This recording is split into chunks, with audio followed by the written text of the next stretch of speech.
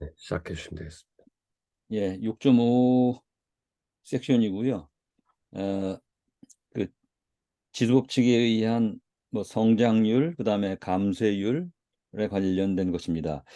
비교적 짧은 내용이고요. 또 뭐 새로운 이론보다는 전부 그 응용하고 적용하는 얘기이기 때문에 간단히 말씀드리겠습니다. 여기 지금 보이시는 것처럼 바로 올릴 텐데요. 제가 예, 맨 뒷부분은 좀 덜 올려서 그건 그냥 손으로 쓰면서 말씀드려야 될지 모르겠습니다. 자, 먼저 일반적인 얘기로는 우리 책에서는 이렇게 시작하고 있습니다. 자연현상 중에 많은 경우에 사이즈에 비해서 퀀티티가 결국 이제 사이즈나 퀀티티는 마찬가지일 텐데 어, 이런 어떤 그, 그 양이 에, 그 점진적으로 성장하거나 또는 감소하거나 일정한 비율로요. 이런 현상을 보이는 것들이 많이 있다. 그 예를 드는 것이 여기 지금 파란 이 सब섹션으로 나와 있는 것처럼 예컨대 인구 증가라든지 아니면 음, 그 뭡니까 원자 핵의 그 감쇄라든지 아니면은 그 온도가 낮아지는 그런 율이라든지 또는 그 파이낸스에서의 이자율 계산이라든지 이런 것들은 기간에 의해서 점진적으로는 이 말씀이 이제 일정한 비율로 성장 또는 감소하는 경우가 많이 있기 때문에 이런 것들 즉 그로스 레이트나 또는 디케이 레이트입니다.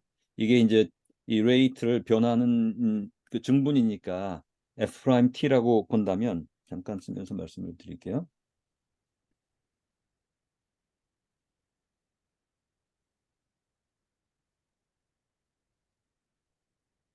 그래서 그렇게 본다면 그 성장률 또는 감소율은 F 프라임 T로 볼 수 있고 그런데 앞에 얘기한 그런 많은 경우에 어떤 현상을 보이냐 하면 이 증가율은 K 곱하기 FT, 그러니까 원래의 초기값에다가 일정한 비율로 보이는 이런 현상들이 많이 있기 때문에 이런 경우에 이제 예측 모델을 사용한다는 것이죠.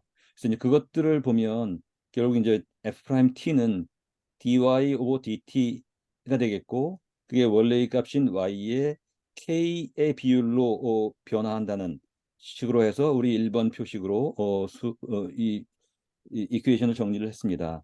그리고 이제 이것들을 충족하는 솔루션 결국 이렇게 된다면 그러니까 모든 현상이 그렇지는 않지만 만약에 이런 현상을 보인다면 이것들을 충족하는 것에 대한 그 해법은 결국 엑스포넨셜 펑션일 수밖에 없고 그것들은 우리 알다시피 그동안 해온 것이죠. y of t는 그러니까 t 시점에서의 y 값은 그 일정한 비율로 그리고 그러니까 초기값 c에다가 또 2의 kt 승만큼 증가하는 셈이 될 것이고요.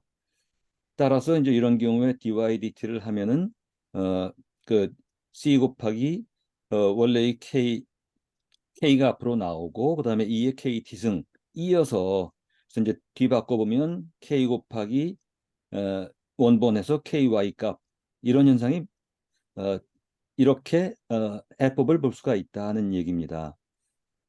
이에 의해서 이제 theorem을 보면 자 이런 경우에 에, 그 이것들을 해결하는 유일한 방법은 결국 지금 우리가 본 이것을 이제 theorem으로 정리를 했고요. 에, 이제 그것들을 가지고 이제 이 응용하는 예를 보면 질문이 좀 더 있는데, 크게 볼까요? 질문이 있는데요. 네, 그, 좀 신기하지 않나요? 그러니까 그 dydt가 ky를 만족하는 그러니까 원함수에다가 상수 곱한 거가 이제 미분이 되는 그게 그 원함수는 익스포넨셜 펑션 밖에 없다는 게 티오렘이잖아요. 이게 그렇죠, 그렇습니다. 홈리 솔루션이잖아요. 그래서 네, 네. 그러니까 질문이 아니라 코멘트였는데, 그러니까 그거 좀 너무 신기한 것 같아요. 그러니까 이거 어떻게 증명하는지 좀 궁금하더라고요. 그 증명이라는 게 지금 여기 나와 있는 이 내용이죠. 그러니까 근데 이제 솔루션을 잡아놓고 예. 미분했을 때 이렇게 나오지 않냐? 그러니까 얘야 이런 느낌의 솔루션이잖아요. 그 프루브이잖아요. 얘는 그러니까 이건 이제 뭐 프루브는 아니고 이거를 전제로 할 때 이렇게 계산이 된다는 것이라는 예, 말씀이시죠? 예, 예. 근데 이제 이 부분은 아마도 지난 시간에 했던 그 그 자연상수, 자연로그 상수의 이의 정의에서 출발한 것 아닌가 하는 생각이 듭니다.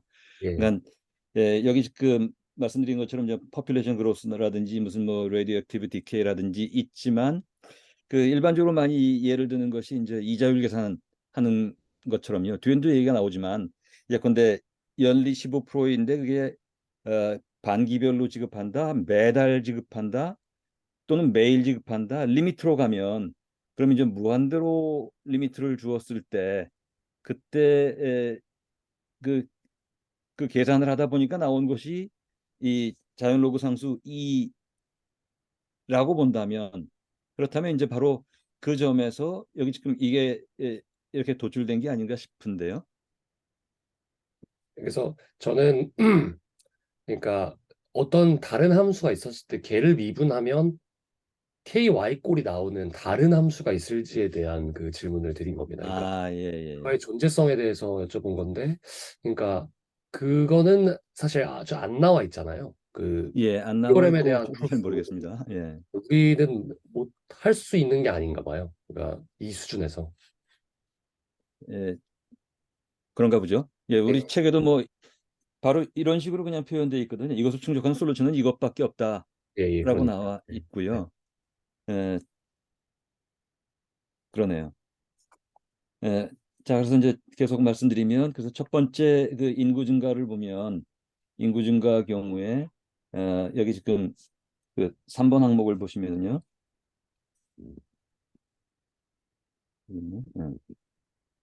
3번 항목을 보면 그 인구를 P라고 보면 그 인구의 증가율은 dp 오버 dt가 될 것이고요. 이것은 위에 그 theorem에 의거해서 보면 또는 지금 말씀하신 것처럼 이제 어떻게 이제 그런 것들이라는 것들을 밝혀냈는지는 상당히 신기하긴 하지만 어쨌든 우리가 이제 알 수 있는 것은 증명되고 알 수 있는 것은 위에 exponential 펑션 경우에 이제 그런 성격을 가진다는 것을 우리가 알 수 있으니까 이제 그에 따르면은 결국 이제 원래의 그 population P에다가 증가율 K 값을 곱한 것일 것이다. 자, 그렇다면 이것들을 양변을 P로 나눈다면 결국 증가율 K라는 것은 dP 오버 dt를 P로 나눈 것이 결국 증가율 K 값이 될 것이고 그러면 이때의 K 값이라는 것은 원래 이 증가율, 이 분자가 증가율인데 이것들을 그 원본 인구 수로 나눈다면 이것이 이제 relative growth rate 이가 되고 자 이런 경우에 에, 이 식으로부터 우리가 뭘 할 수 있냐면 상대적인 성장률, 상대 성장률은 항상 일정하다. 일정하다는 것은 예컨대 T0, T1, T2 해서 우리가 그 관심 갖고 있는 그 기간 영역까지 항상 어떤 기간에서이든 간에 상대 성장률은 일정하다는 것을 우리가 알 수 있다 하는 것이죠. 그래서 이제 예컨대 그 DT가 0.02, 그러니까 즉 자연 성장률이 0.02라는 것은 만약에 이제 그런 경우에는 그 인구를 예측하는 모델로는 P of T, T 시점에서의 population은 P0 우리가 처음 계산을 시작하는 그 값 P0 즉 initial value죠. 곱하기 2의 0.02 T제곱으로 계산될 수 있을 것이다. 이런 예측 모델을 우리가 생각할 수 있습니다. 그래서 이제 example 1 경우에는 1950년에 인구가 25억 6천만 명이었다네요. 밀리언이니까 이제 25억 명입니다. 근데 1960년에 20 잠깐요. 제가 잘못했네. example 1에서 예, 3040입니다. 3045 잘못 적혔네요. 네. 이게 3040이요. 음, 예, 잘못 적어놨군요. 그래서 1950년에 25억 6천만 명에서 1960년에 30억 4천만 명이 되었는데 그렇다면 1993년에는 이 모델에 의하면 얼마였을 것으로 추산할 수 있겠는가? 또 1925년을 예측해봐라. 이게 이제 퀘스천이었습니다. 이에 대해서 이제 솔루션을 보면 PET는 위에 우리 그 엑스포넨셜 펑션으로 만들어진 예측 모델에 이거해서 P of T 시점에서의 퍼퓰레이션은 이니셜 밸류 P0 곱하기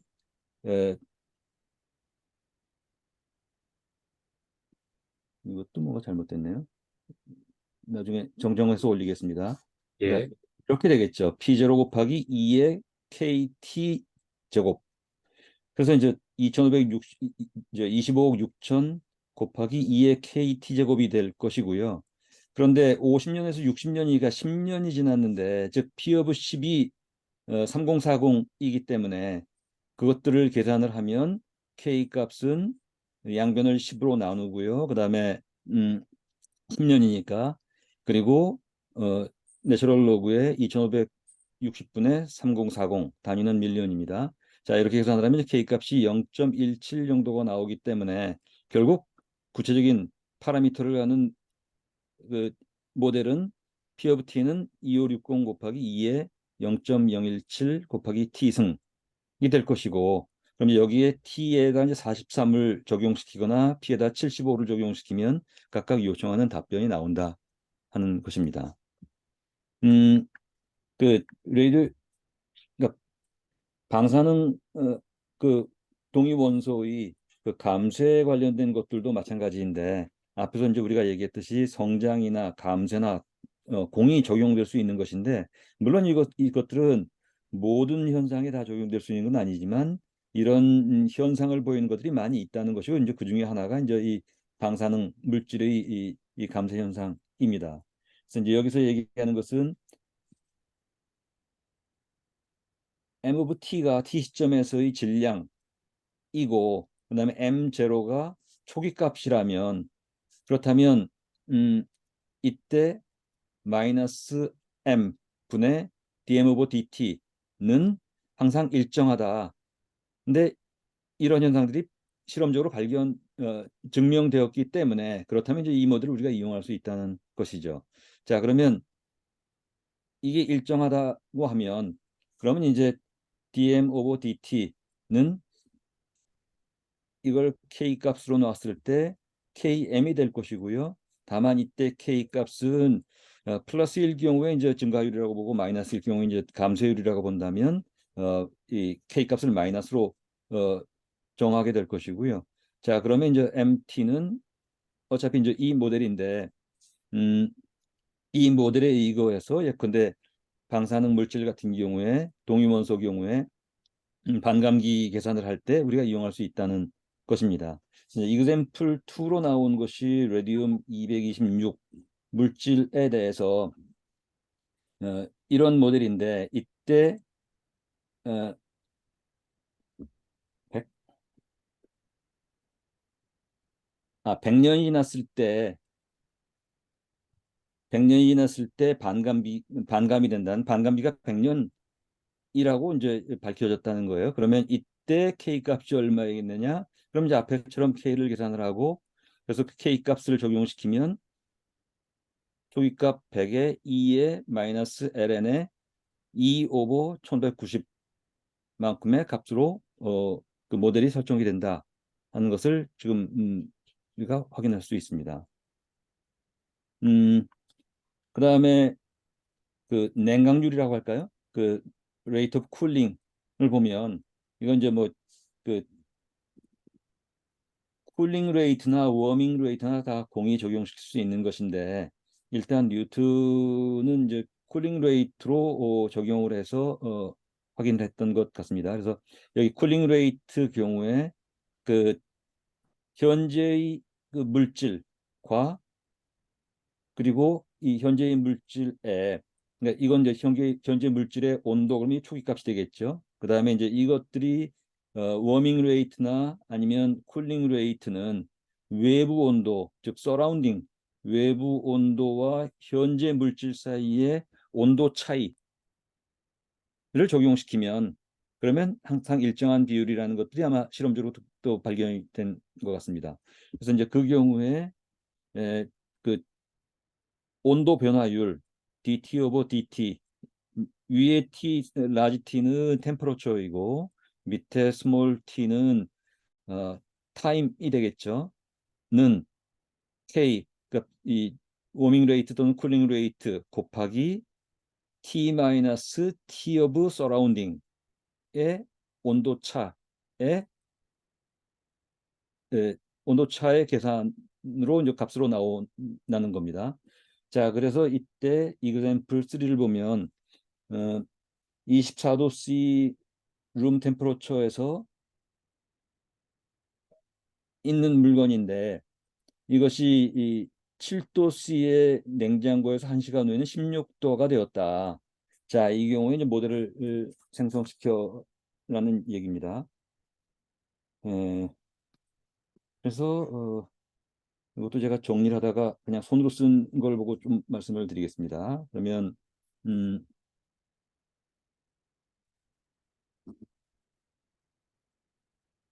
이것도 좀 사진을 찍을 걸 그랬네요.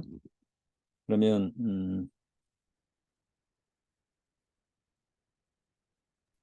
텍스트북을 보여주셔도 될 것 같습니다. 예, 지금 손으로 쓴 거라서요. 아, 예, 손을 쓰시, 예, 네, 그러십시오. 네. 예, example 4도 마찬가지였네. 아, 그러네요. 예,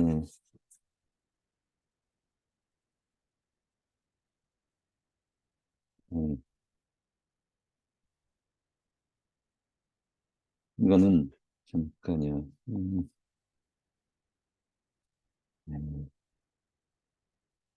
example 2에서 example 3죠. 예, 24도에서 7도이고 0.5시간 후에는 16도로 바뀌었지요. 그래서 지금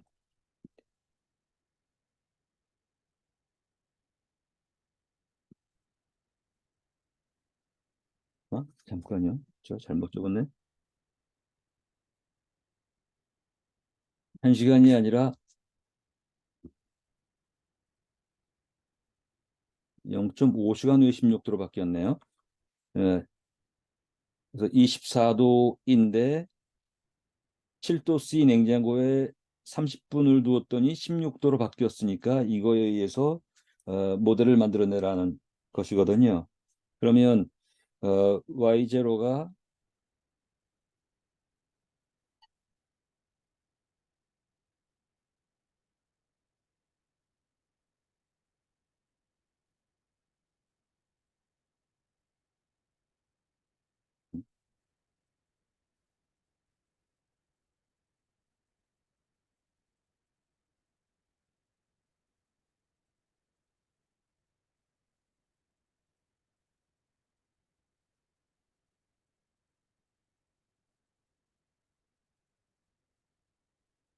우선 모델을 이렇게 해보겠습니다.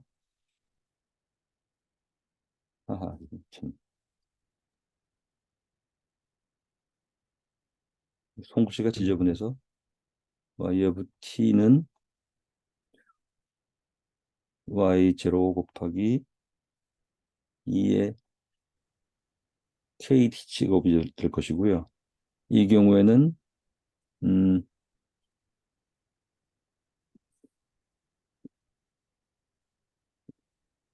t 시점에서의 온도 차이는 24도 빼기 7 이퀄 17도. 이건 이제 초기의 온도 차입니다. 그래서 따라서 이것은 지금 이게 제로가 되겠고요. 그러면 17 곱하기 2의 kt 제곱이 될 것이고 그런데 에, t의 30분 후의 온도가 16도였기 때문에 음, 그러면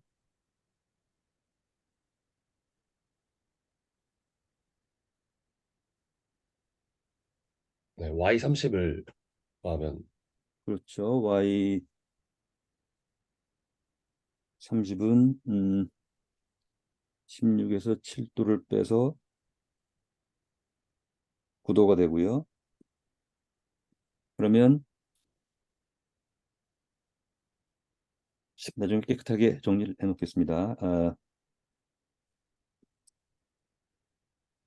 2에 30분 후에 K 값은 9가 됩니다. 30분 후에 16도에서 7도이기 때문에 그래서 이것에 의해서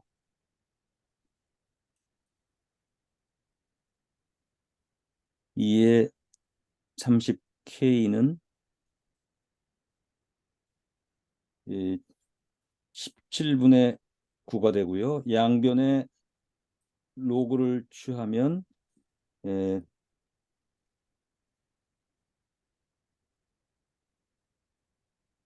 그러면 30K는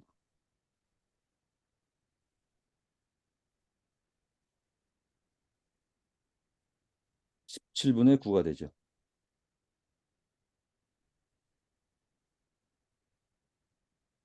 음, 아니죠. 여기에 이제 로그를 취한 값이 되죠. 즉 30K는 내추럴 로그 오브 17분의 9가 돼서 K 값을 계산을 하면 K 값은 30분의 로그 17분의 9가 됩니다. 그래서 이걸 가지고 모델을 적용시켜서 즉 원래 이 모델이니까요. 이 모델에 K 값을 적용한 다음에 Y 값에 해당되는 것들을 적용시키면은요. 그러면 음, 예컨대 지금 우리가 요청하는 것이 1시간 후에 값을 달라고 했었죠. 음, another half hour면 결국 초기에서 1시간 후니까 그래서 이제 이렇게 만들어진 모델, 즉 K 값을 여기에 적용시킨 이 모델에 에, 따라서 T 오브 60분 후의 값은 7 플러스 뭐 17의 2에 얼마 값이 나오거든요. 이 값은 제가 다시 깨끗하게 좀 정리해서 올려놓겠습니다. 예. 자, 그다음에 밑에 그 continuously compounded interest로 앞에 그 제일 처음에 모두에 말씀드린 이제 그 내용이 이 내용을 제가 말씀드렸던 것인데 예컨대 여기서는 지금 초기 금액이 5,000불일 때 그런데 이제 연리 2%입니다. 그런데 만약에 이것 지불이 연리 2% 같으면은 5,000불 후에 1년이 지나고 나면 2%니까 결국 100불이 붙어서 5,100불이 되겠지만 이것들을 만약에 그 반기별로 지급한다면 앞에 2%의 반인 1% 넣고 그다음에 다시 그 복리로 들어갈 테지만 그것들은 좀 무한히 예컨대 여기서 지금 보시다시피 리미트 n은 지금 그 이자율 계산하는 그 주기거든요. 주기를 무한대로 높였을 때 그럴 때는 원래의 값 A0 초기 원금 값이요. 에다가 1 플러스 R의 원래 T승인데 무한히 그 짧은 기간 동안 계속 그 이자율을 계산하는 걸로 하면은 결국 n분의 r이 되고 대신에 nt 제곱이 되고 이렇게 계산된다는 것이거든요. 이 경우에 이제 계산하라는 것인데 그 부분은 지금 음, 계산은 되어 있는데 제가 이제 저희 이좀 깨끗지가 않으니까 그건 계산해서 다시 올리겠습니다. 대신에 이걸로 대신을 할게요. 뭐냐면 음, 여기 지금 우리 엑서사이즈 중에 6.5 엑서사이즈의 3번을 제가 한번 풀어봤습니다. 그 3번이 뭐냐면요.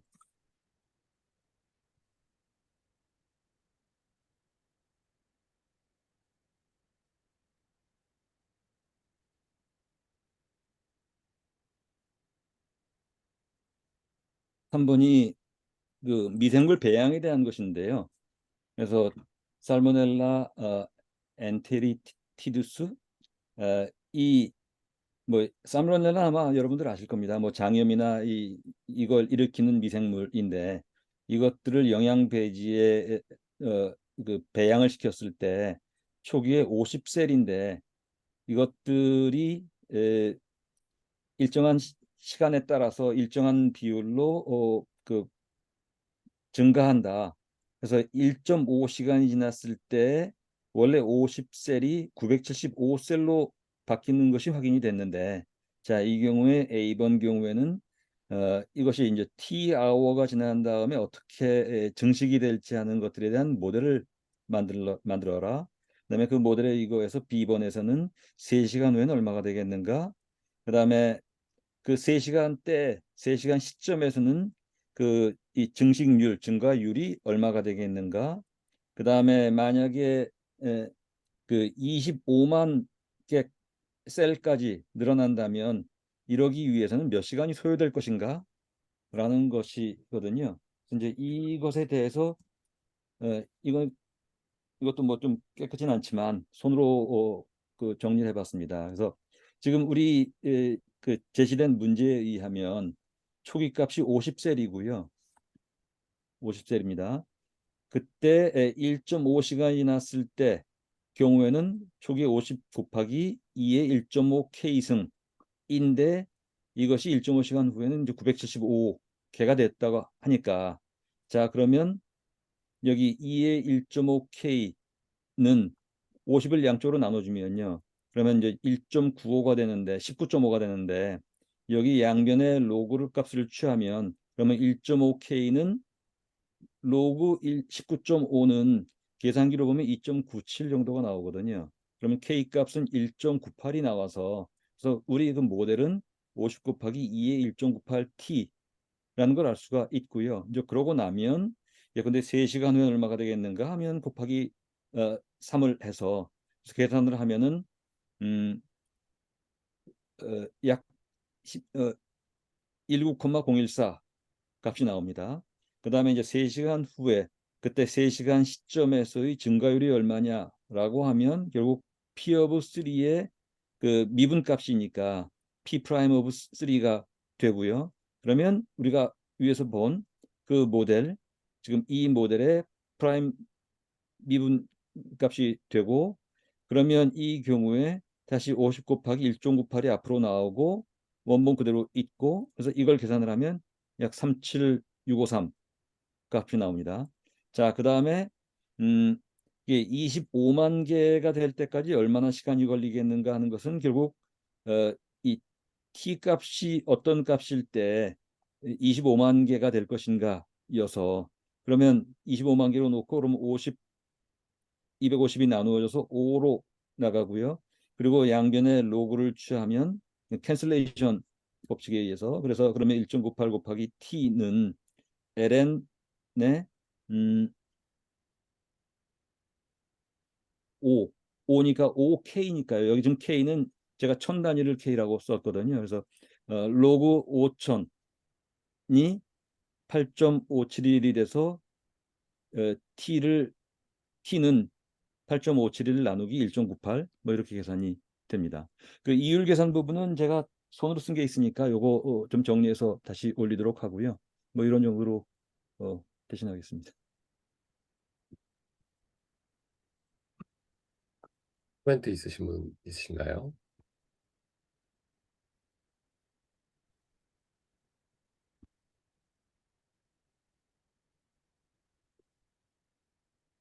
다른 항목에 비해서 아마 이번 섹션은 그 좀 상대적으로는 좀 단순하다고 생각이 듭니다.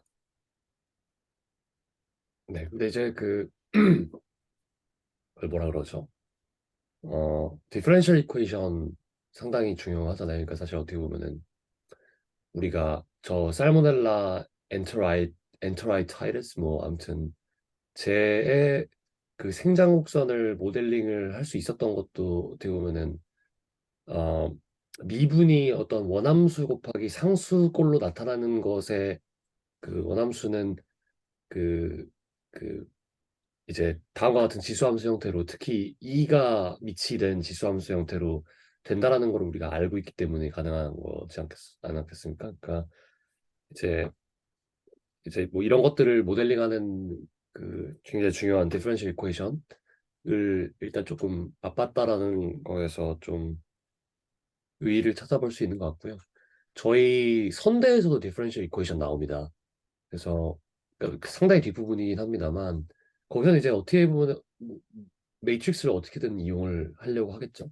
근데 이제 그렇습니다. 그래서 그 미분적 분학 칼큘러스, 스튜어트 칼큘러스에서 뒷부분의 디퍼런셜 이퀘이션이 아마 나오는 걸로 알고 있고요. 그래서 뭐 상당히 중요한 토픽이라고 하더라고요. 그래서 그거를 조금 잠깐 맛봤다 이렇게 생각하면 될 것 같습니다. 제 감상으로는 어, 그 처음에 말씀하셨다시피 신기하기도 하고 다른 한편에서는 이제 그 내추럴 로그 E 값이라는 게 우연히 나온 것이 아니고 상당히 정교한 논리에 의해서 다시 원본으로 이렇게 나오는 느낌이 들어서요.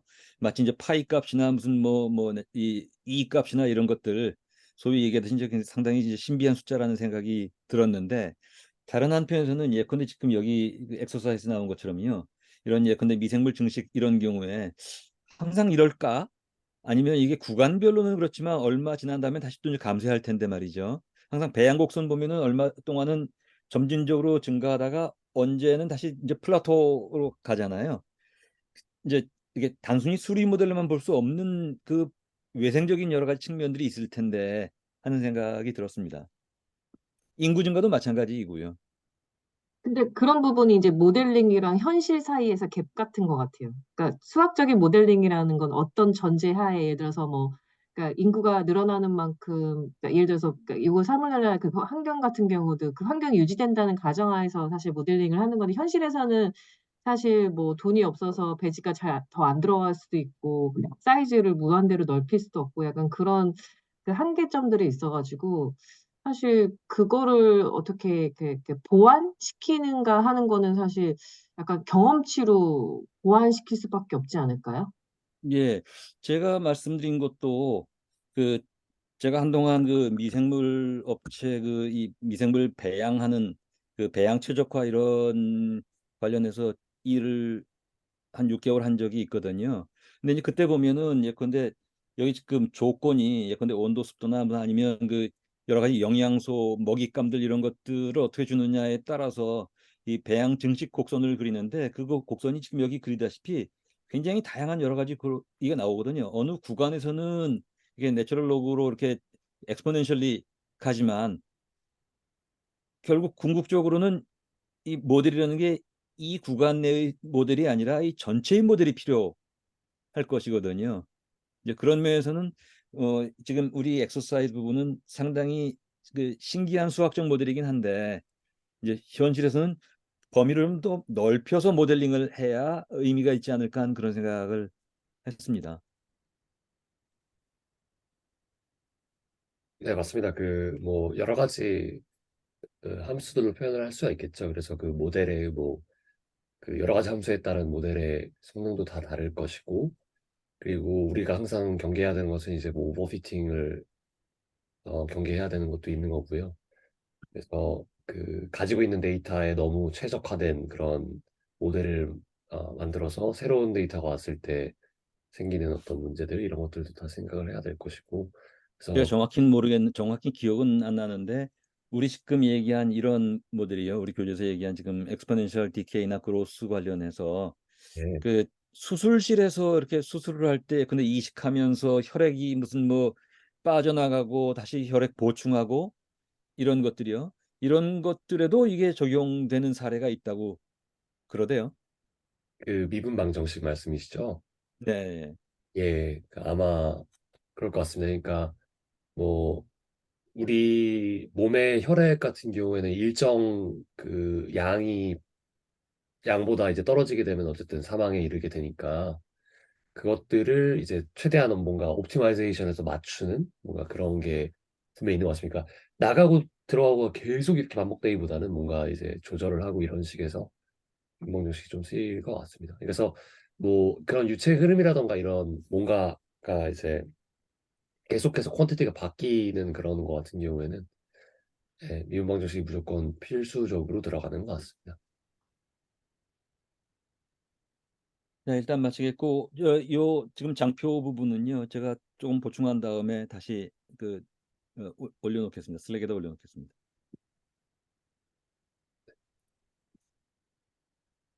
감사합니다. 제가 시작하게 될 거고요.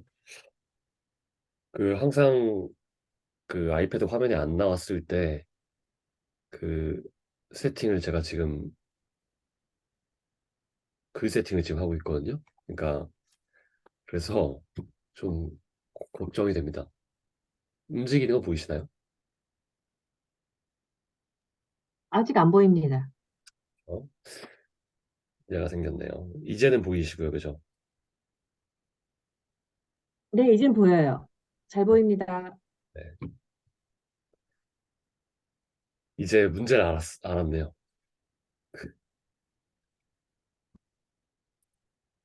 그래서 다음에는 이렇게 나누도록 하겠습니다. 그래서 오늘은 뭐 여유 있게 들으셔도 되고요. 뭐 생각을 많이 한다라고 하면은 사실 한도 끝도 없이 되는 파트인 것 같아요. 근데 저희 지금 미분에서 어쨌든 역함수 얘기에서 사실 출발을 다 모든 걸 했잖아요. 그래서 뭐 집수함수와 이제 뭐 로그함수 관련된 내용도 이제 그런 거랑 비슷했고요.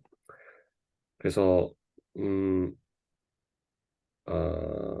이번에는 삼각함수 우리가 뭐 또 여러 가지들 모델링할 수 있는 함수 중에 삼각함수의 역함수에 대해서 좀 알아보는 시간을 가질게요.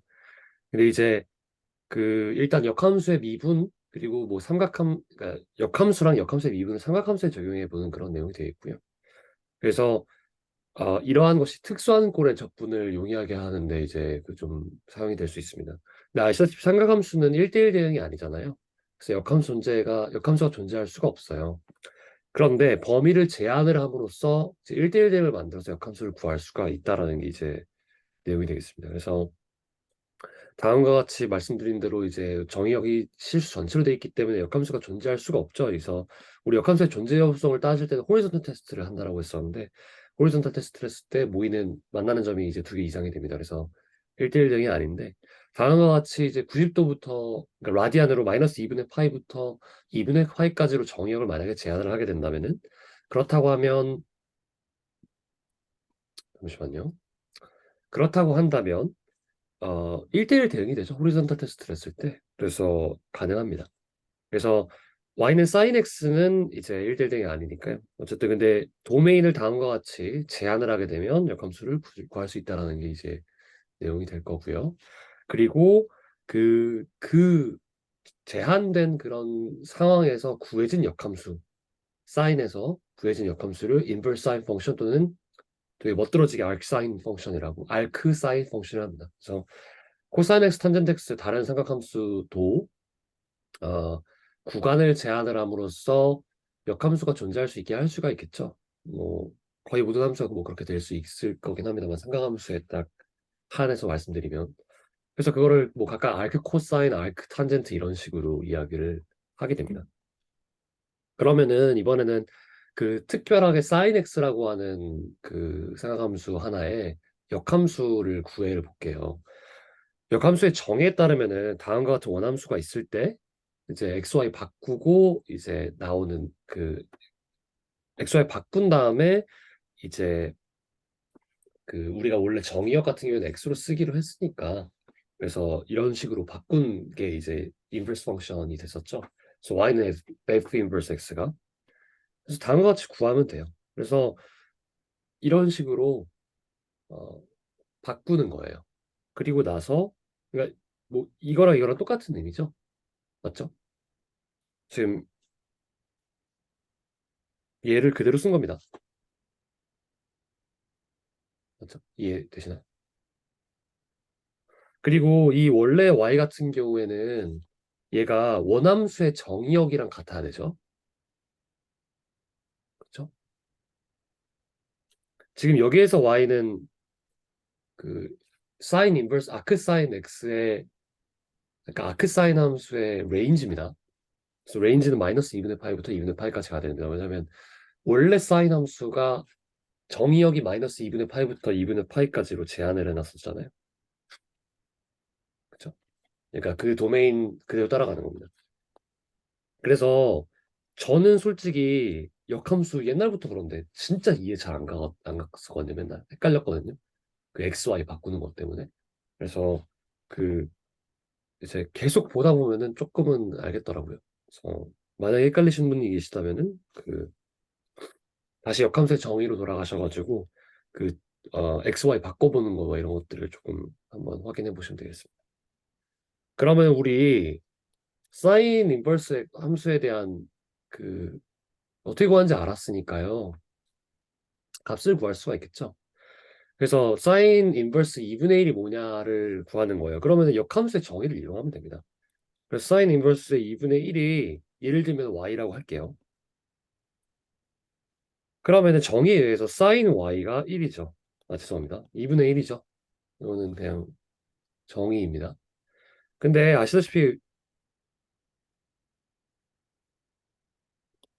아시다시피 우리 이 y를 구할 수 있어요. 직각삼각형에서 얘가 y일 때 사인이 2분의 1이라는 얘기잖아요. 맞죠? 그럼 얘 루트 3인데 이거 혹시 고등학교 때 달달달 외우셨을 텐데 이거 혹시 몇 도인지 기억나시는 분 있나요? 라디안으로 하면 1대 2대 1대 루트 3대 2 이렇게 직각삼각형이 나타나면 이 안에 세타는 이 어, 각도로 치면 30도입니다. 얘가 30도거든요. 이거 반응이 아무도 없으셔서 지금 이해가 되시는지 안 되시는지 이런 것들을 전혀 모르겠습니다. 예, 이해됩니다. 아, 네. 네. 그래서 예를 들면 직각삼각형이 1 루트 2 이렇게 돼 있어요. 그러면 세타 몇 도죠? 도로 하면? 45도 아닌가요? 네. 지금 너무 쉬워가지고 그냥 저기 하시는 거구나. 죄송합니다. 네. 아무튼 그럼 y는 6분의 파이겠죠? 그렇죠? 그러니까 근데 이제 사인 인버스 2분의 1이 y라고 했으니까 사인 인버스 2분의 1은 6분의 파이가 되는 겁니다. 또 하나는 알크 사인 3분의 1을 이제 뭐 그 그 탄젠트에 들어간 그런 형태인데요. 이것도 막 아크 사인 3분의 1을 구하고 그러니까 얘 그냥 사인 인버스의 3분의 1이잖아요. 그죠? 근데 이제 사실 그렇게 크게까지 생각할 그 필요가 없어요. 왜냐하면 우리 그 사인 인버스 3분의 1을 조금 생각을 해볼게요. 그러니까 어떤 거냐, 그러니까 뭐를 말씀드리고 있냐면, 아, 아, 지금 직각삼각형에서 세타가 아크사인 3분의 1이라고 해볼게요. 지금 이 상황에서 탄젠트 구하는 거나 다름없다라는 거 아시죠? 아시겠죠? 이해되시나요?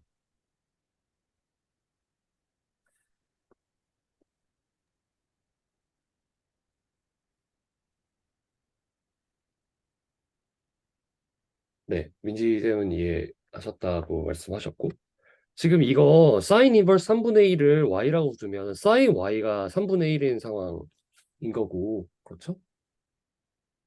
이해되시나요? 그러면은 지금 이 얘기 자체가 뭐를 의미하냐면 얘가 이렇게 된다는 얘기거든요. 이거는 여기까지 따라오셨나요?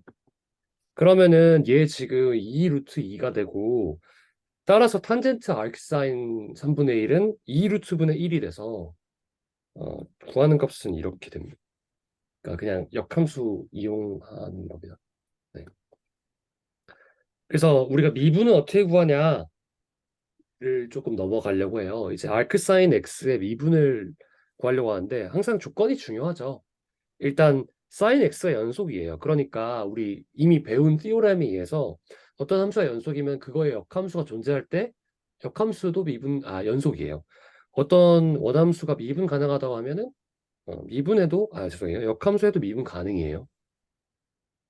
물론 얘는 그 역함수가 존재하기 위해서는 구간이 이제 한정돼야 된다는 그런 건 있습니다만. 그래서 일단 미분 가능한다는 걸 알았으니까 그냥 미분하면 돼요. 그죠? 진짜 그냥 미분하면 되는데 좀 쉽게 해보자고요. 진짜 막 미분 정의해서 하지 말고요. 음함수의 미분 implicit differentiation 이용하겠습니다. 그래서 이렇게 바꿔요. 그죠? 바꾼 다음에 x에 대해서 미분을 하는 겁니다. 그럼 얘는 1이 되고 얘는 체인 룰 되죠.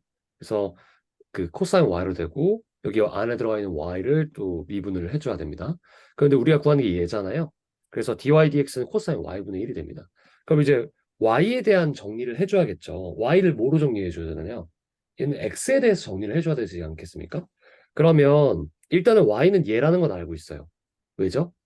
원래 sin inverse x에서 그 sin inverse x의 그 레인지가 원함수 sin x의 그 도메인이랑 똑같으니까 마이너스 2분의 2 파이부터 2분의 파이까지 아까 그 그림 생각하시면 됩니다. 그럼 얘니까 코사인 1은 일단 0보다 크다는 건 일단 알고 있어요. 그죠? 코사인 y는 0보다 클 수밖에 없어요. 그 사인 그래프 한번 생각해 보시면 됩니다. 그리고 코사인 제곱 더하기 사인 제곱이 1이라고 하는 거를 이용을 해볼게요. 그러면은 여기에다가 대입을 해볼게요. 그러면은 코사인 y는 일단 플러스 마이너스 루트 1 마이너스 사인 제곱 y죠. 플러스 마이너스 원래는. 근데 여기서 조건처럼 코사인 y는 0보다 큽니다. 그죠? 왜냐면 여기 있으니까요. y 레인지가.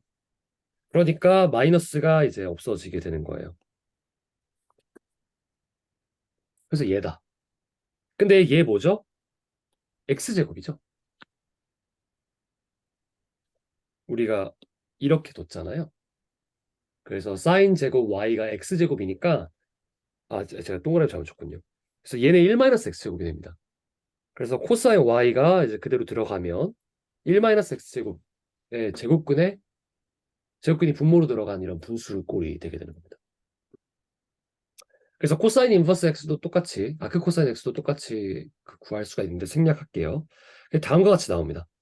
그리고 이제 x는 뭐 이런 식으로 되어 있고요.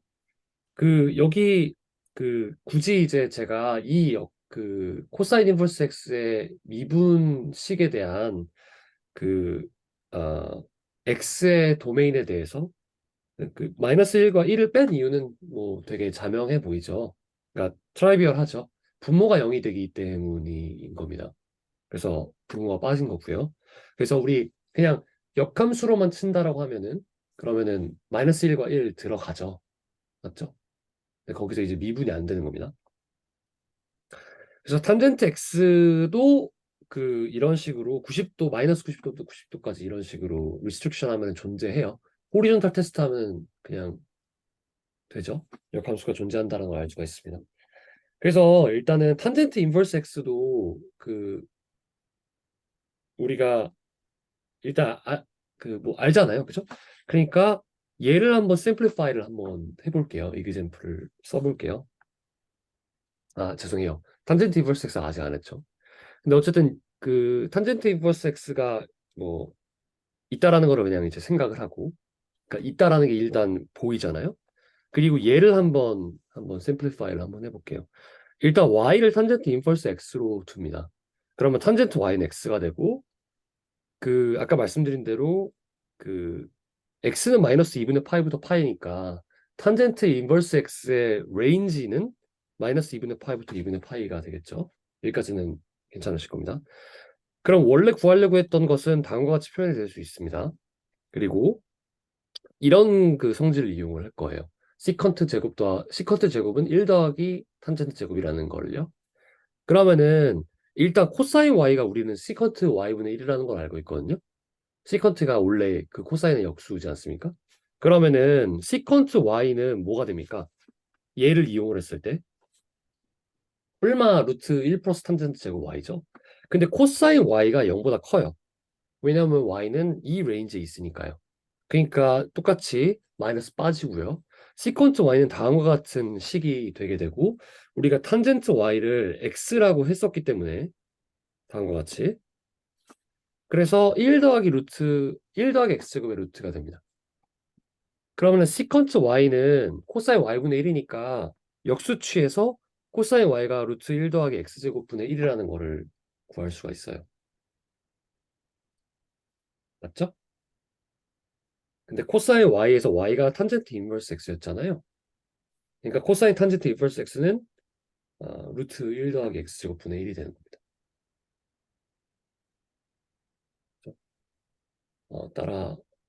따라오셨죠?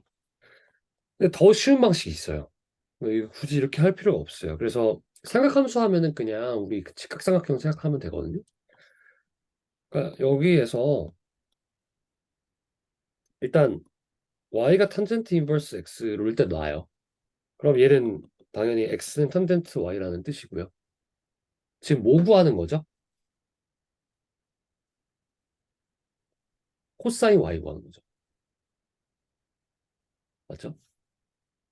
그러면은 y를 세타로 갖는 직각삼각형 하나 만들어 보는 겁니다. 근데 우리 뭐를 알아요?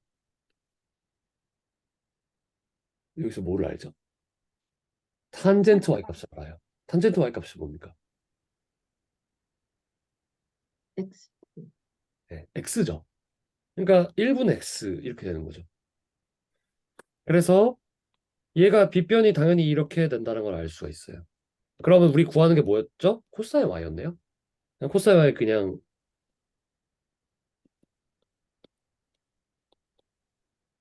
이렇게 그냥 되는 거예요. 그냥 끝이에요. 그래서 우리가 이런 식으로 시컨트와 탄젠트의 어떤 그런 거를 통해서 이제 알아봤는데 직각삼각형만 그냥 쉽게 해도 그냥 알 수 있었던 거다. 그래서 어, 나중에 이제 그러니까 적분할 때 삼각지함법 엄청 많이 쓰거든요. 그래서 그때 그 직각삼각형 그리는 게 사실 되게 용이합니다. 그래서 일단 삼각함수의 역함수의 미분은 다음과 같이 이제 이야기를 다 돼 있습니다. 그래서 각각을 그 데리베이션 하는 것은 일단 그 연습을 하시면 되겠고요. 우리 당연히 미분 얘기했으니까 역함수 미분 얘기했으니까 그냥 뭔가 적분 때리고 싶어요. 그죠? 배운 게 그거밖에 없습니다, 우리가. 그래서 그냥 반대로 하게 만들어준 FTC를 해보면 사인 인버스 X의 미분이 이렇게 나타나는 걸 알았으니까 그냥 적분을 때려버리는 거예요. 적분 때리면 이렇게 되죠.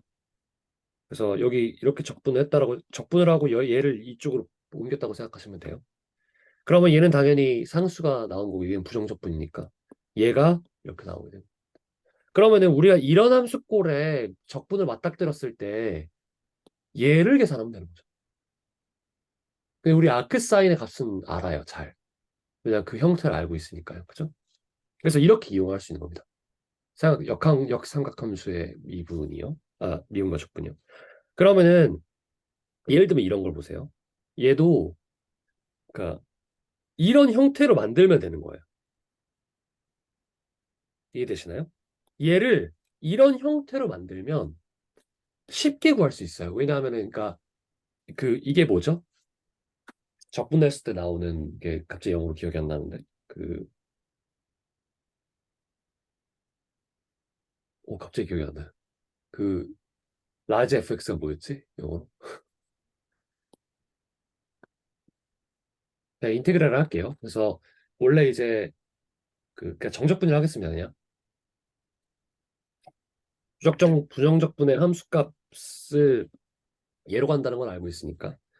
그러면은 얘를 루트 1 마이너스 x제곱분의 1로 형태를 바꾸는 거예요. 그러려면 어떻게 하냐면 이렇게 하면 돼요. 그리고 2x를 실현하면 돼요. 그리고 나서 풀면 어떻게 되냐면 다음과 같이 되거든요. 그러면은 얘가 얘라는 걸 그냥 알아요, 우리는.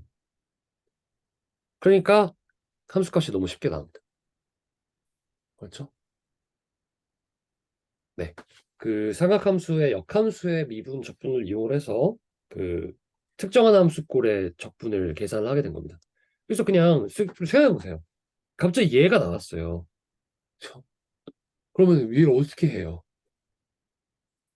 답이 없죠. 근데 얘를 쉽게 해주는 게 삼각함수가 되는 겁니다. 그래서 마지막 이그젠플이 있는데 음 이그 한 3분 사이에 풀어보겠습니다. 일단 얘를 풀고 싶어요. 근데 얘 삼각함수의 역함수의 그 어떤 그, 그 미분 우리가 알고 있는 그 꼴로 나타내고 싶은 거예요. 그러면은 여기선 트릭이 어떻게 되냐면은 그냥 생각해 보면은 뭔가 x제곱 뭔가 치환하고 싶지 않나요? 그냥 왜냐면 x제곱 치환하면은 2x dx u를 x제곱으로 한다면은 du는 2x dx가 되니까 얘가 해결이 돼요. 그죠? 그리고 얘도 해결이 되는데 어떻게 해결이 되는 방식이 되냐면은 제곱꼴에 더하기로 되죠. 그럼 걔는 밖으로 빼낼 수가 있거든요, 뭔가를. 그래서 모 제곱 더하기 1분의 1꼴로 지금 뭔가 나타낼 수 있다는 게 보여요. 근데 그게 뭐죠?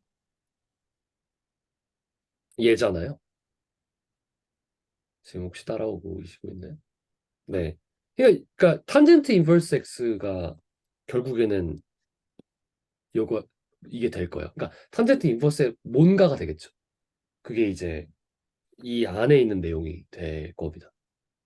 그래서 그냥 이렇게 하면 아까 말씀드린 대로 이거고 그죠? 원래 식은 2분의 1 밖에 나가고 이렇게 되죠. 맞죠? 그러면 여기서 x가 플러스 1꼴로 나타내려고 하면은 어떻게 하면 되냐면 얘 지금 9로 묶어버리는 거예요, 얘를. 이렇게.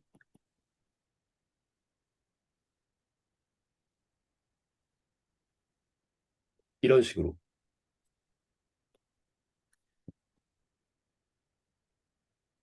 이렇게 묶으면 뭐가 되죠? 9분의 1 나갈게요.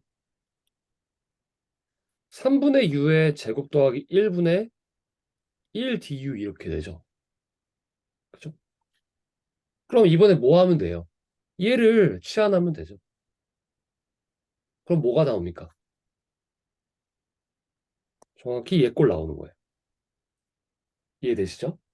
그러면은 이제 얘 그 적분했을 때 FTC 써서 그럼 탄젠트 인버스에서 나오겠죠.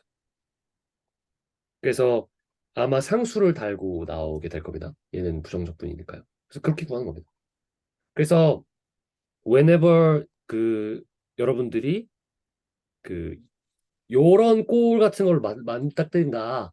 그럼 이거 아크 사인, 이거 아크 코사인, 이거 아크 탄젠트 이렇게 생각하시면 될 것 같습니다.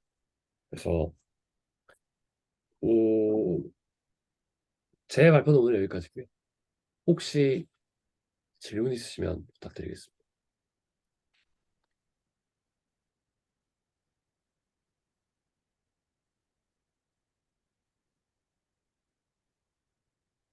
네, 없으시면 발표는 여기까지로 하고요. 어,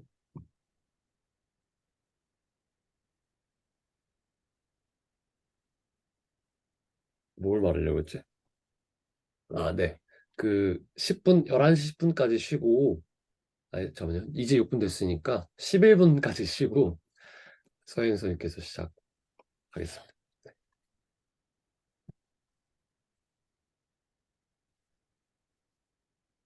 아까 뭔지 기억 안 난다고 하신 게 디리버티브 아닌가요?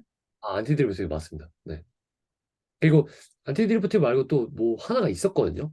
그게 기억이 안 나요. 네. 나중에 안티드리 생각나면 얘기해 주세요. 네, 갑자기 기억이 안 나서. 이거 안티디버티바 이치 되게 첫 부분에 나왔던 거고 그 뒤에 뭐가 있었거든요. 네. 그게 기억이 안 나네 이상하게. 계속 막 인테그란드 뭐 이거 그 안에 들어가는 거 그거밖에 생각 안 나서 아무튼 그렇습니다. 네. 쉬고 좀 이따 뵙겠습니다.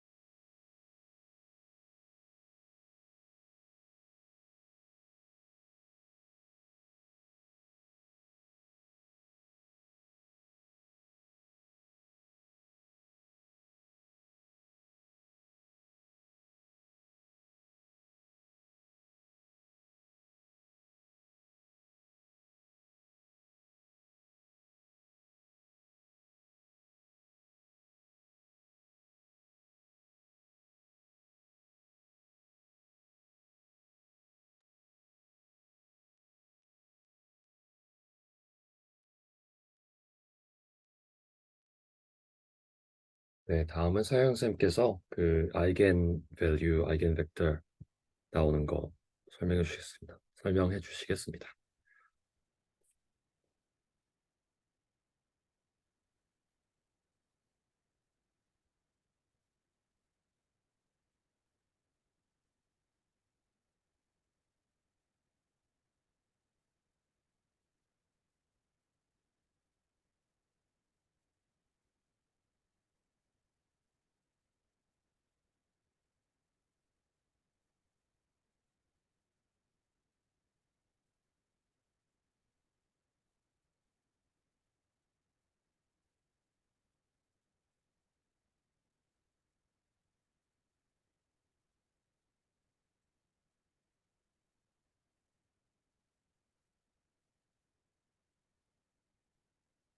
혹시 제 목소리 들리시나요?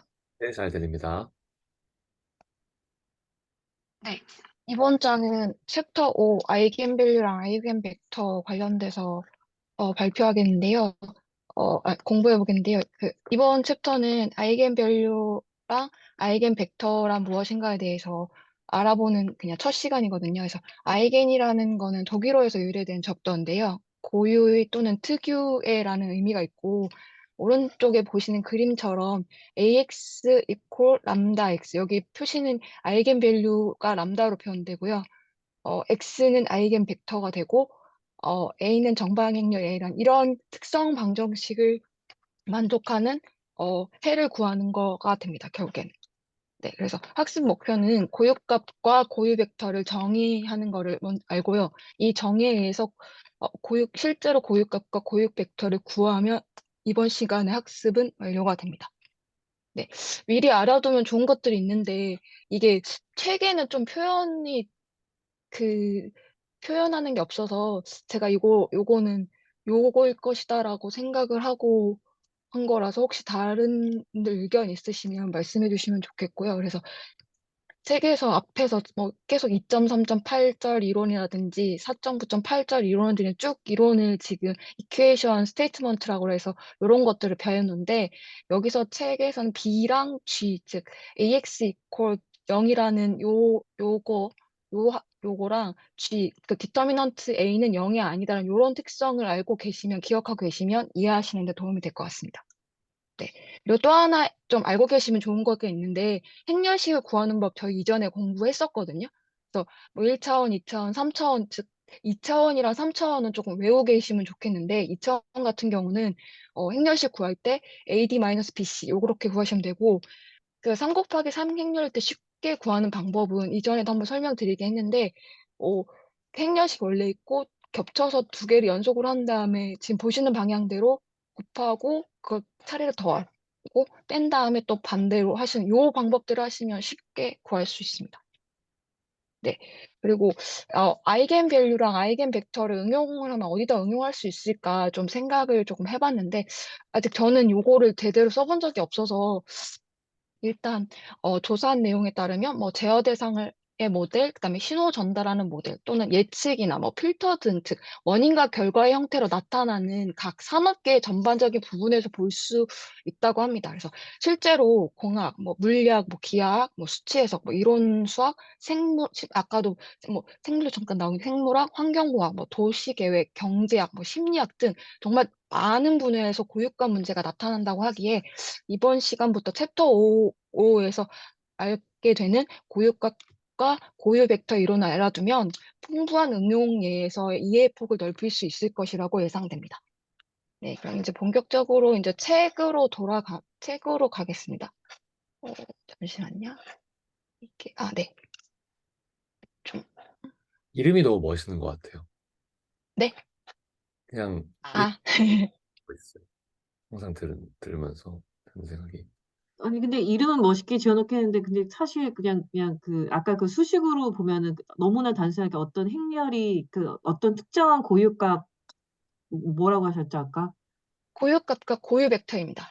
네, 어떤 그 벡터가 고유 그림, 값을 나타내는 거라는 의미일 것 같은데 너무나 네, 맞습니다. 여기 지금 보시는 지금 요 AX 이퀄 람다 X로 다 표현이 되기 때문에 엄청, 네, 이걸 알게 되면 알게 될수록 뭔가 이해 폭이 넓혀진다고 하는데 저는 아직 이거를 좀 구체적으로 써본 게 없어서, 네, 그러니까 이게 그렇습니다. 그렇게 생각하셔야 될 것 같아요. 그러니까 그 AX 있고 람다 X를 만족하는 람다가 이제 존재한다라는 거잖아요.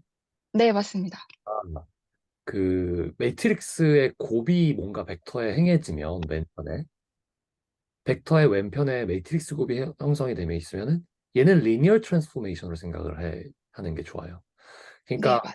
그 n by n 매트릭스를 어떤 n by 1 그 벡터에다가 곱했을 때 이랬을 때 그 벡터를 그냥 잡아들인 거나 다름없게 되는 그런 A가 있는 거잖아요. 그러니까 A에 대해서.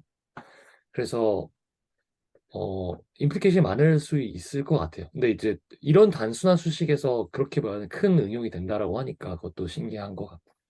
네, 그냥 코멘트는 여기까지입니다. 네. 이어서 말씀드리면, 말씀하시는 A라는 그 정방행렬이 어떻게 보면 선형 변환이라는 말씀하셨던 특성을 내포하고 있기 때문에 이런 부분이 성립하는 것 같습니다. 네. 이제 본격적으로 시작을 해보겠습니다. 지금 보시는 것처럼, 그러니까 아이겐밸류랑 아이겐벡터를 설명하기 위해서 우린 정의를 이렇게 해야 합니다. 지금 책에서 나온 대로 AX 이퀄 람다 X. 여기서 A라고 하는 거는 n 곱하기 n 매트릭스가 되겠고요. 그리고 X라고 하는 거는 0이 아니어야 합니다. 여기서는 이거는 그 아이겐밸류랑 아이겐벡터에서는 그 반드시 성립해야 되는 정의이고요. 그랬을 때 여기 지금 만족하는 요 람다를 아이겐밸류 그리고 X를 아이겐벡터라고 한다라고 우리는 정의합니다. 어, X가 A의 고유 벡터인 좀 이게 사실 특별한 경우잖아요. 그래서 X에 해당하는 고유가 람다의 부호와 크기에 따라서 연산 AX 이퀄 람다 X는 다 그 형태가 이렇게 지금 한 네 가지 그림 5.1.1에서 같이 방향이나 이런 것들을 확인해서 이렇게 나타낼 수 있습니다. 뭔가 람다가 음수인 경우에는 방향을 반전시켜서 X를 뭐 람다배로 하거나 늘리거나 압축하거나 할 수 있고요.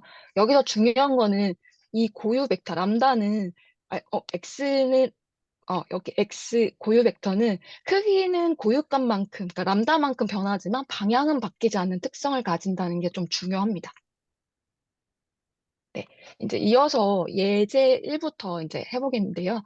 2 곱하기 2의 매트릭스의 아이겐 벡터를 구해보자 했을 때 여기서 A라고 하는 정방행렬 n 곱하기 n, 2 곱하기 2의 정방행렬이 주어지고 여기 벡터 X가 주어졌을 때 여기에서 지금 아이겐 벡터를 구하게 되면 앞에서 우리가 정의했던 AX 이퀄 람다 X를 그대로 표현을 하게 돼서 이렇게 하게 되면 AX 이퀄 3X로 표현이 되거든요. 왜 그러냐 하면 여기 보면 x가 우리가 지금 아이겐 벡터를 x 1 곱하기 2라고 했는데 지금 결과가 3 곱하기 6이 나오잖아요. 이거를 앞서 정의한 거에 의해서 지금 x의 지금 앞에 3배, 즉 고유값은 3이 되는 것을 바로 그림상에서도 확인할 수 있고 수식으로서도 바로 객관적으로 확인할 수가 있습니다. 네, 그래서 이, 여기서는 그냥 이제 그러니까 A라고 하는 그 매트리스 그러니까 리니어 트랜스포메이션이 있을 때 이 리니어 트랜스포메이션에 대한 아이겐 벡터 아이겐 밸류는 다음과 같다 이런 느낌이 되는 그런 것 같습니다. 네, 이렇게 됐을 때 사실 이렇게 구하면 이제 하나하나 구하는 건 되는데 실질적으로 계산을 조금 매트릭스가 여러 개 되거나 할 때는 계산하는 거를 좀 구하는 방법이 있어야 되잖아요. 그걸 나타내고 있는 이론이 5.1.1인데 결론부터 말하면 디터미넌트 지금 AX 이퀄 람다 X를 이렇게 다시 AX 이퀄 람다 그 지금 단위행렬 X로 표현했을 때 지금 이렇게 0이 되는 즉 디터미넌트가 0이 되는 요 형태로 취하게 되면 이 고유값을 만족하는 해를 구할 수 있고 이때 고유값과 고유 벡터를 알 수 있다입니다.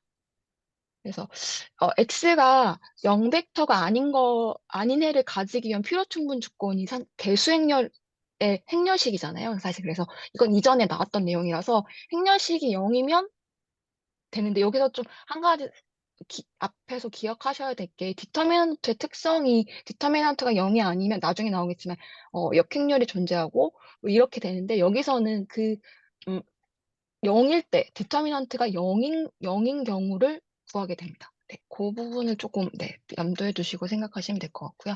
람다 지금 표현하는 이 특성 행렬이 앞서 그 정의했듯이 x가 0이 아니기 때문에 특성 다항식의 고유값을 구하는 거에 조금 일종의 도구라고 표현하시면, 그러니까 이해하시면 좋겠거든요. 뒤에 보시면 특성 방정식이라고 해서 ax 이퀄 b 하는 앞에서 계속 그 이퀘이션 어, 네, 그 방정 뭐라고 하죠? unhomogeneous linear equation. 네네네네. 제가 용어를 잘 몰라가지고. 그거를 만족하는 거를 구하는 거랑 똑같거든요. 특성 방정식을 만족하는 해와 동일하기 때문에 그거를 이제 자연스럽게 계산을 하면 되는데, 그거에 앞서 앞에서는 아이겐 벡터를 구했다면, 예제 2번에서는 아이겐 밸류를 구하게 됩니다. 여기서 말하는 것처럼 A라는, 똑같이 전제는 A라는 그 정방익률이 주어졌을 때, 람다가 지금 고유 값이 3이거든요. 이때 이게 정말 그러니까 이렇게 되냐라고 계산을 하면 앞에서 그 정의한 대로 디터미넌트 취하면, 그러니까 디터미넌트는 0이면 취하면 되는데, 이거는 어떻게 구하느냐? 그 2차 행렬일 경우에는 디터미넌트 우리가 구하는 식 AD-BC를 구해서 나오게 되고, 이거를 지금 특성 방정식 형태로 구해서 해를 구하는 형태로 하게 되면 결국에 람다는 3, 람다는 -1 이렇게 되고, 네, 그렇게 됩니다. 네, 요거는 그럴 때 뭐 나타낸 거고 그냥 네, 이해가 혹시 안 되시는 부분이 있으시면 말씀해 주시면 되겠습니다. 네. 이게 사실 디터미넌트를 취한 행렬식 2번이 행렬 A의 특성 행렬식이잖아요. 근데 이거를 이제 n개의 특성 방정식 형태로 확장할 수가 있거든요. 그러니까 일반식 그 보통의 우리가 알고 있는 그 다항식 형태로 표현을 할 수가 있는데, 그거를 표현한 것이 지금 3번과 4번이 됩니다. 그래서 이거를 이제 특성 다항식, 이제 2차원 매트릭스의 경우에는 2차 방정식의 해를 구하는 것과 동일하다. 앞에서 계속 반복했듯이 말씀드렸듯이 그렇게 나타낼 수가 있습니다. 또 계속 끊어서 정말 죄송합니다. 그러니까 아닙니다. 아니, 선들 솔직히 너무 재밌어요. 저 엠바이엠 매트릭스에서의 그 특성 방정식이 저렇게 람다에 대한 n차 다항식으로 나타난다는 게 이제 그 이야기를 하고 있는 거잖아요. 혹시 이거 직접 써보신 분 있나요? 그 람다 i 마이너스, 그러니까 a를 한번 A11, A12 이런 식으로 엠바이엠 매트릭스 하나 만든 다음에요. 람다 i 마이너스 a를 만들고요. 그거의 디터미넌트를 한번 구해 보시기를 추천드릴게요. 그래서 그 다이애고널에 제외하고 나머지 다 마이너스 붙이고요. 다이애고널은 람다하고 마이너스 엔트리 이렇게 한 다음에 코팩터 익스펜션 해가지고 디터미넌트 구하면 되거든요. 근데 그러면 진짜 실제로 그 람다에 대한 n차 다항식이 나오고 람다 n차의 개수는 그 1이 나올 수밖에 없어요. 그래서 한번 꼭 써보시어 보는 걸 추천드릴게요. 뭐 엑서사이즈 37에 이거를 구하는 게 문제가 나오기 있긴 합니다만 한번 해보시길 추천드리겠습니다. 자, 네, 그럼 그래서 잊어버리더라고요. 네, 아무튼 네, 네, 말씀하세요. 아니요, 끝났습니다. 네. 네. 그 이그젬플 3번 같은 경우는 3 곱하기 3 매트릭스의 아이겐밸류를 구하는 건데, 여기서 아이겐밸류를 찾을 때 A라는 정방향렬이 나타나고, 이거를 특성 방정식, 특성 다항식 형태로 표현을 하게 되면 이렇게 표현을 하게 되는데, 지금 쉽게 구하는 방법은 이 지금 주대각 행렬을 지금 람다를 취할 수 있겠고요. 그리고 중간에 있는 부호들은 예를 들면은 지금 여기서 보시는 A라는 걸 구할 때 AD-BC 3차 행렬이면 이렇게, 그러니까 지금 위에 첫 번째 로우와 마지막 로우, 첫 번째 행과 로우에 있는 요 지금 0, 1, 제외한 어, 중간에 사이값 0, 1, 마이너스 17, 8 요게 결국에는 요 하나가 되거든요. 그런 것들을 계산해서 부호들 다 계산하시면 요 위치에서는 요 값은 마이너스가 되고 요 위치에서는 요게 마이너스가 되는 거 다 확인할 수가 있거든요. 그래서 그 계산을 하셔서 요거를 계산을 하게 되면 요런 형태가 그 다항식 형태가 나오거든요. 이게 계산하는 거라서 네, 일단은 그렇게 되고 그렇게 될 때 말씀하셨던 것처럼 이건 수식 계산해 보면 되는 거라서 네, 그렇게 구했을 때 다항식 형태로 나타날 수 있고 이때 람다는 각각의 세 개가 이렇게 나오게 됩니다. 네. 그리고 이그젬플 4 같은 경우는 지금 이게 상삼각행렬 뭐 이전에 한번 배웠거든요. 저희 행렬 구할 때 뒤에 이제 결론부터 말씀드리면 이렇게 어퍼 트라이앵귤러, 로어 트라이앵귤러 또는 다이고널 형태의 그 정방행렬일 경우에 전제를 하고 있거든요. 이때의 아이겐 밸류는 지금 메인 다이고널 A에 있는 엔트리와 똑같다. 앞에서 제가 말로 언급드렸던 요 지금 여기 지금 주대각선이 있는 요 값이 있거든요. 요 값이 결국에는 아이겐 밸류가 됩니다. 그거를 풀어 쓴 거고요. 요거의 지금 전제는 네, 네, 그러니까 그 람다를 그러니까 람다 i 마이너스 a의 대각선 그 엔트리가 아니고 원래 a의 대각선. 네네네네네. A에 맞습니다. 맞습니다. 그거를 디터미너도 취한 거기 때문에 어차피 디터미너도 취하면은 람다 i 마이너스 a를 안에 계산하면 이 식이 되거든요. 그래서 말씀해 주신 대로 이 A1, A22, A33, A44라는 주대각은 당연히 네, A가 말씀하셨던 원래가 됩니다. 네, 맞습니다. 그래서 그때 해서 구하게 되면 요 값이 결국엔 람다랑 똑같게 되고 그 람다 값을 구하면 네, 구할 수 있는 겁니다. 이거의 전제는 이전에 행렬식의 특성을 기억하시면 되는데, 요 앞 특성에 따라 주대각선이 곱으로 나타낼 수 있거든요. 이게 디터미너 취하면. 그거기 때문에 그거를 염두해 주시면 되고, 또 하나, 이전에 배운 행렬식의 특성 중 하나가, 상삼각행렬, 아까 하삼각행렬 뭐 이런 거 있을 때, 이 디터미너 취하게 되면은 여기 있는 값이 영향이 안 미치거든요. 그러니까 디터미넌트 구하는 거에는.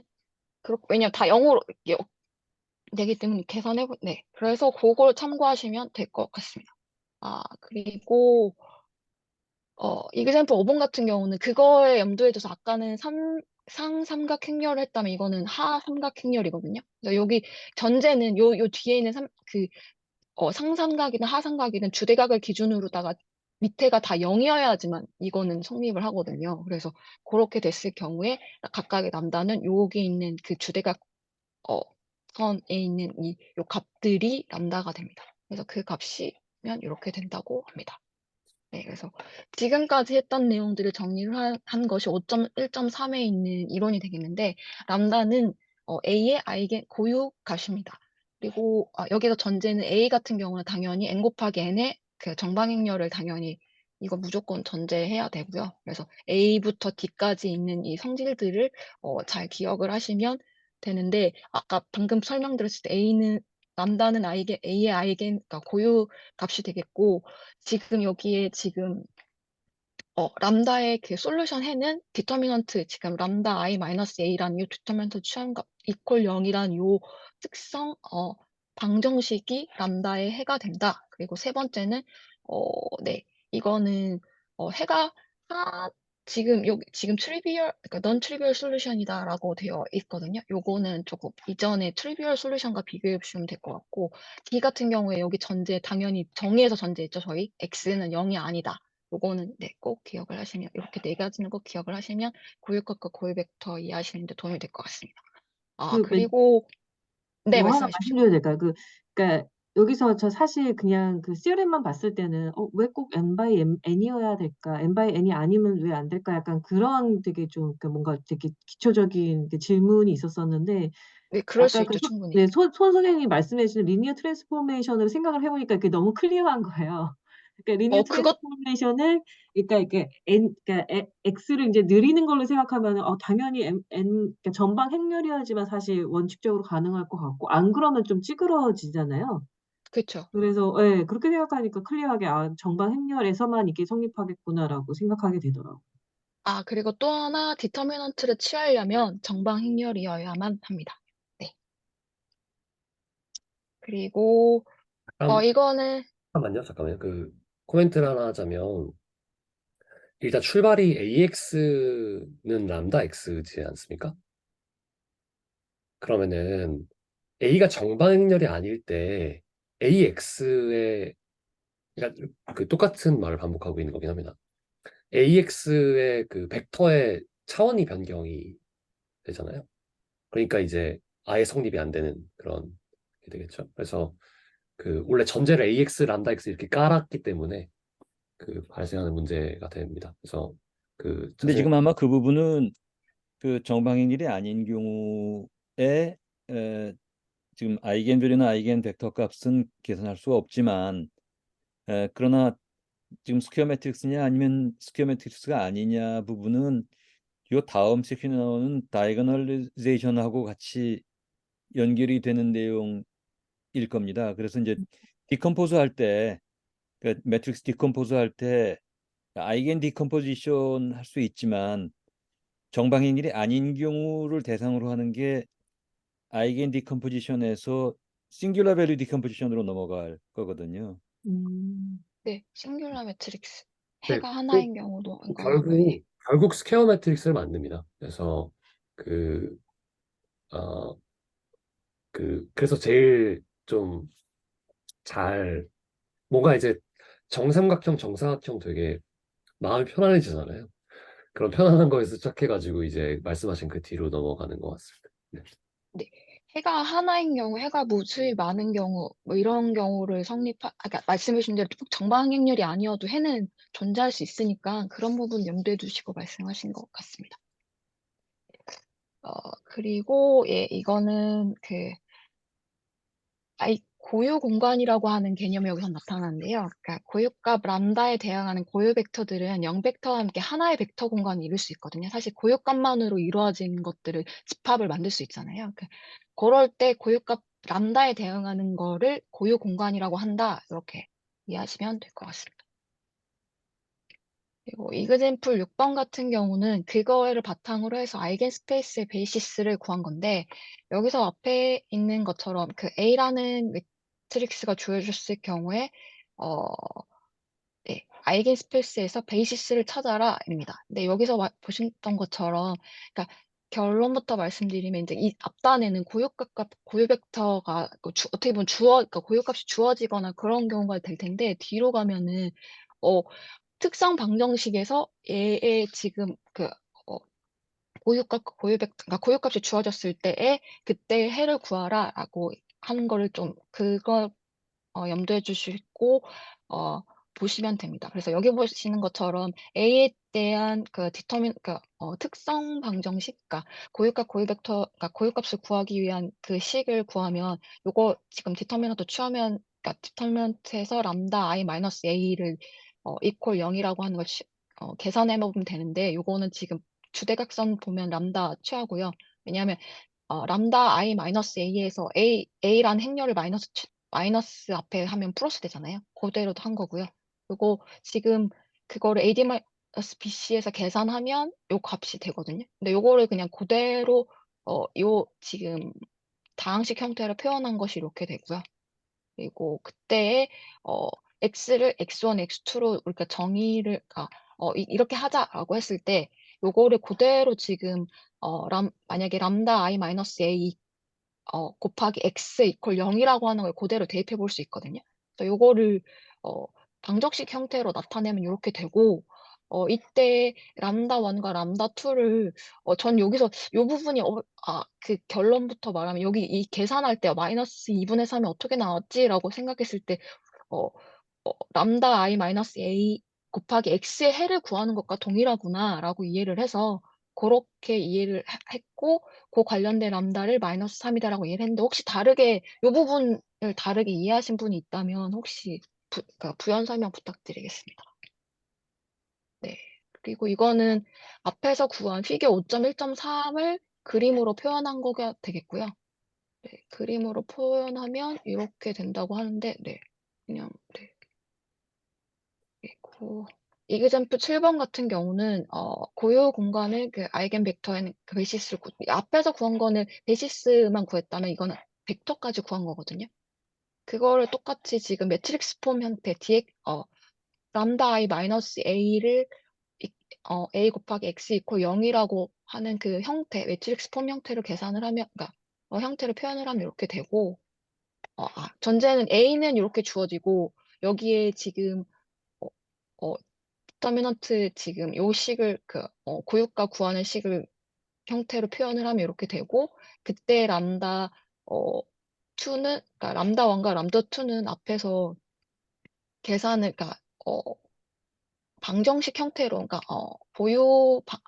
특성 방정식 형태로 계산을 하게 되면 이렇게 되는데, 그거를 또 다른 형태 지금 요건 하나는 첫 번째 거는 지금 여기는 요거는 지금 방정식 형태로 계산해서 그 값을 어, 어, 각각의 지금 해를 구하면 람다 1, 요거 계산하면 이렇게 나온다인데, 요거를 지금 아까 방금 전에 제가 설명드렸듯이 특성 방정식에서의 그때일 때의 형태로 표현을 하면 이렇게 되고, 두 가지를 비교해 보시면 같은 말이거든요. 요거 이렇게 구하나 이렇게 구하나 똑같은 건데, 그거를 요 형태를 좀 다르게 조금 표현을 하게 되면 이렇게 되고, 요거를 지금 그리고 그때 그 가우시안 엘리미네이션, 그러니까 여기는 여기는 얘를 0으로 만들거나 그런 형태 있잖아요. 그런 형태로 계산해서 만들면 네, 이렇게 되고,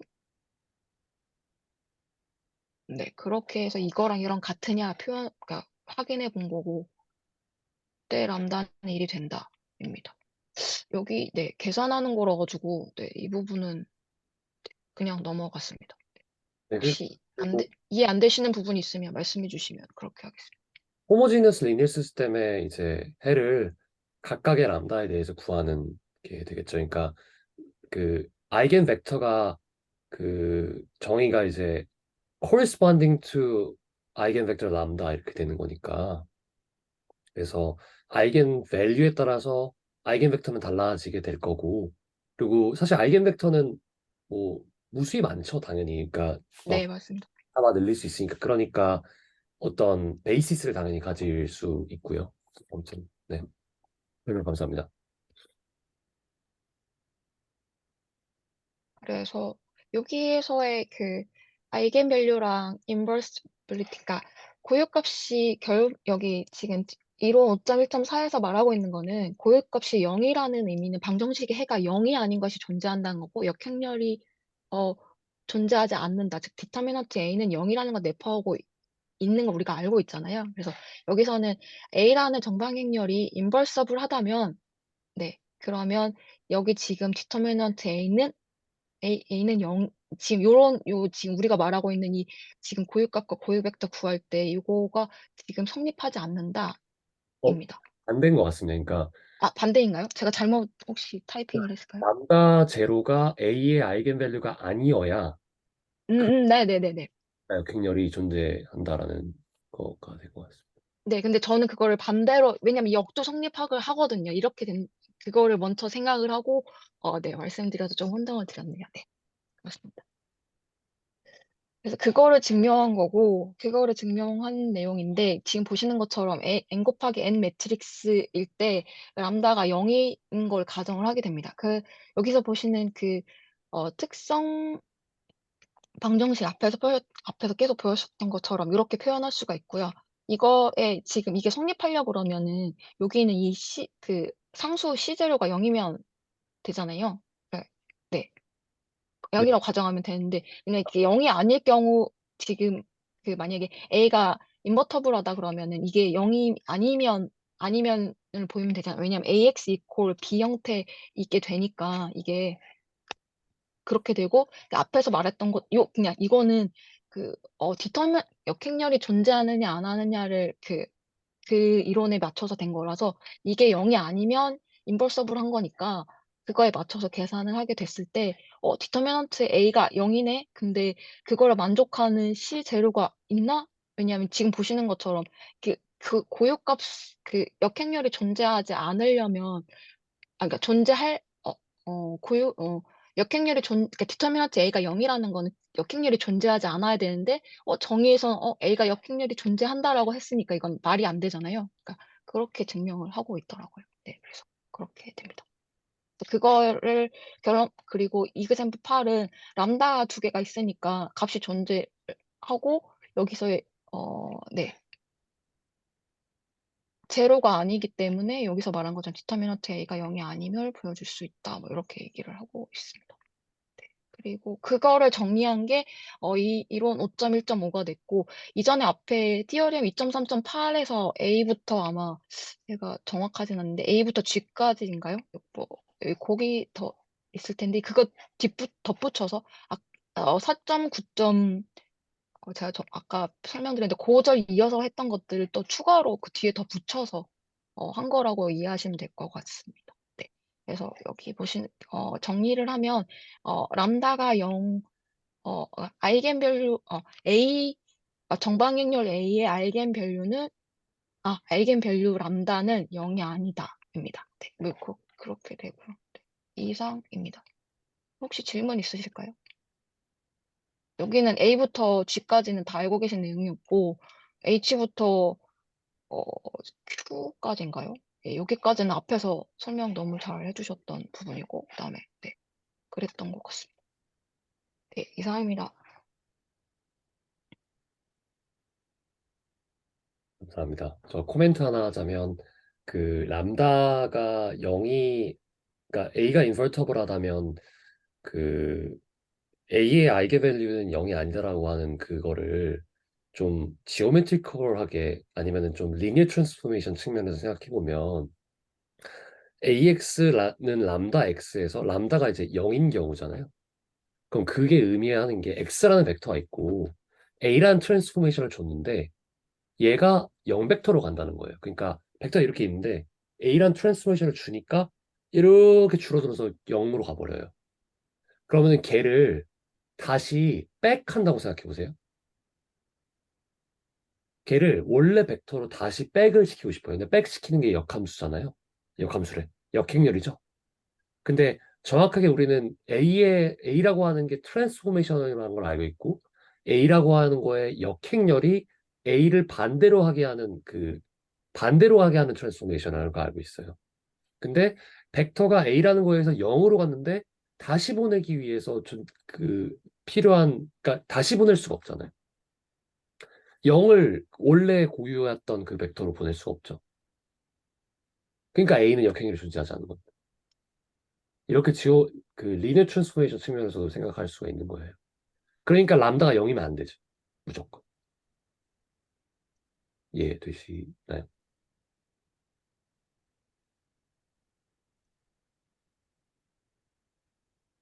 그 얘기에 조금 더 보충하면 뭐 이렇게 얘기될 수 있겠죠. 지금 아이겐 벡터는 그 방향성을 얘기하고 아이겐 밸류가 그 방향성에 대한 스케일러빌리티라면 그렇다면 그때 람다 값이 0이라는 얘기는 스케일러빌리티가 0이어서 곱하기 0으로 세팅되기 때문에 다시 복원시킬 수가 없다는 뭐 같은 얘기입니다만 좀 다르게 표현해봤습니다. 네, 저도 마지막으로 또 첨언하자면 그거에 람다가 0이다라고 하면 2차원을 그러니까 3차원이면 평면으로 만들 수 있는 거고요. 그리고 2차원이면 그거를 1차원으로 이렇게 내릴 수 있다는 표현이랑 똑같습니다. 네.